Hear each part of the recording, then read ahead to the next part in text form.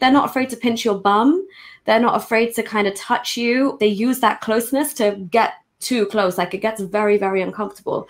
All around you, you're thinking this is a holy city. This surely should be one of the safest spaces in the world. There's much, much darker stories. My parents went to the Hajj, they went to the pilgrimage. Before they went, they were given so many warnings about what they should do during the Hajj. And I witnessed the same thing when other people went to the Hajj. And there was one warning that stuck out so much, that women should be especially careful during the Hajj, and that my father should always stay very close to my mother and never let go of her hand. I remember this one conversation about cabs, about taxis. They were saying that my father should go in first and let my mother out first, because many things happen, like women being sexually harassed, having their belongings stolen more often, or even being abducted or something. Is that something that you know of? Yeah, to be honest, it's something I know a bit too much of, which makes you really question like a lot of things. Because I've said this so many times.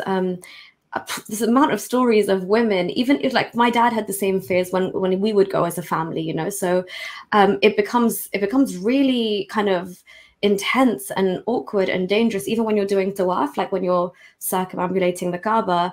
Especially, like I said, in Ramadan times, it's like a mini Hajj at that point. So it's like the same amount of rush.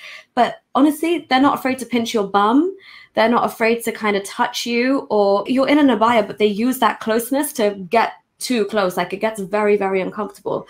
And you're kind of in shock at that moment, because the Kaaba's here and you're here getting touched up by some man who's in ihram and supposed to be here cleansing his soul and heart and purifying himself. And you also don't feel like it's the right time to even tell the man or the person you're with, your mahram, because it's such a horrible thing to experience. But it happens all the time. Sexual harassment like that, also theft, you know, people who leave their shoes outside the mosque, they go missing. And again, all around you, you're thinking this is a holy city. This surely should be one of the safest spaces in the world. But no, it's got all of the same little ugly things happening that happen out in the rest of Saudi Arabia as well. I know so many stories where women have come back from Umrah and Hajj and just had these horrible stories, and they haven't even told their husbands or whoever they were with. And then obviously, like, there's much, much darker stories, which probably will very much kill the mood of this conversation. But even one of my own teachers from high school had like the most horrific experience happen to her, where she was in a taxi and the guy just took a detour and drove her into the middle of the desert and raped her and just left her there. And she somehow made it back. But all I saw of her was she came to school to collect her belongings and she just left the country. And you can't even imagine like what would have happened. And the fact that she just silently left the country, knowing there's no justice that she would ever get in Saudi Arabia, nobody would be held accountable, just speaks volumes. Sorry, AP, for killing the vibe there. No, these are things that need to be said. I mean, this is something that even deserves its own talk. This should be separately addressed. This is, I mean, I was a Muslim when I heard stories, when I heard little mentions of these things or little warnings of that kind, and I didn't even get it back then. And it's like, I feel like until after I left Islam, I didn't even perceive what, you know, it's just shocking back then when you are a Muslim, when you are religious and you value these things, you value, you know, the Arabian lands, and you value the Kaaba and Mecca and Medina and all that. This is Islamically described as a safe place, you know, where you go for refuge.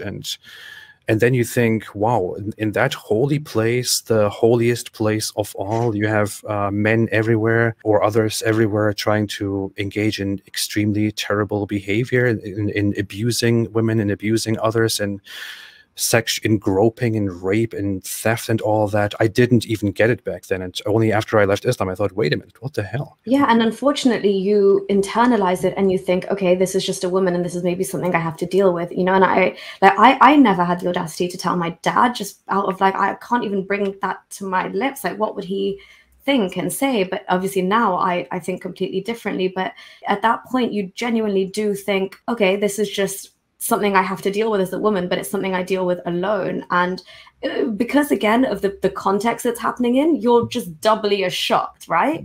You're like, I'm here as well on a pilgrimage. I'm here to get close to God, and this is like the antithesis of what I should be talking about here. And it just, as a woman, you really internalize these things. I think there are, like, you're actually probably people who have lived in Saudi Arabia, and the way we were taught, because if you go to an international school, up to a certain level, Islam isn't compulsory. Because of that, you have to, like, obviously my parents were adamant that we would all learn the Quran. We actually had a teacher come to the house. But again, the horror stories of what these men do when they come and teach kids at home is like, there's so many stories. Obviously, we'll get back to the point of this discussion, but yeah, all of these things definitely need to be discussed, and people, you know, they need to come out in the open now.